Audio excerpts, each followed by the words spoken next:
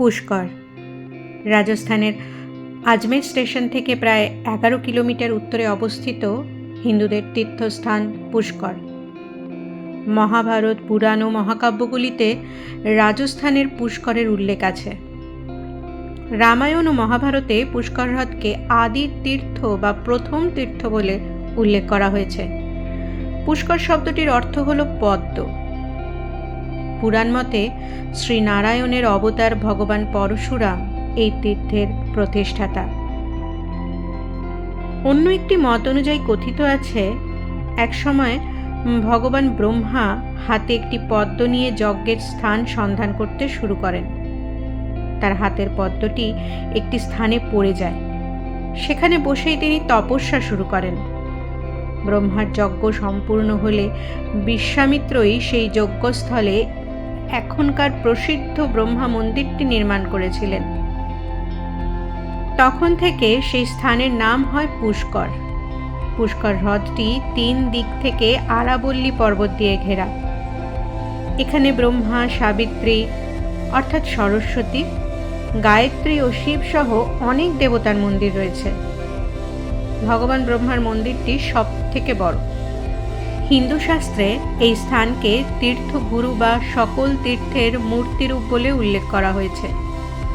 সম্পূর্ণ হ্রদটিকে ঘিরে 52টি স্নানের ঘাট রয়েছে। এখানে তীর্থযাত্রীরা পুণ্য স্নান করতে আসেন।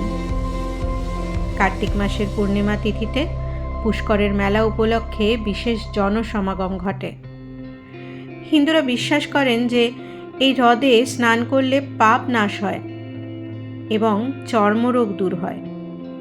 হ্রদের চারপাশ জুড়ে 500টিরও বেশি হিন্দু মন্দির আছে। পদ্মপুরাণ থেকে জানা যায়, দৈত্য বজ্রনাভ ব্রহ্মার মানুষকে হেনস্থা করতে শুরু করলে ব্রহ্মা পদ্মফুল ছুঁড়ে তাকে বধ করেন।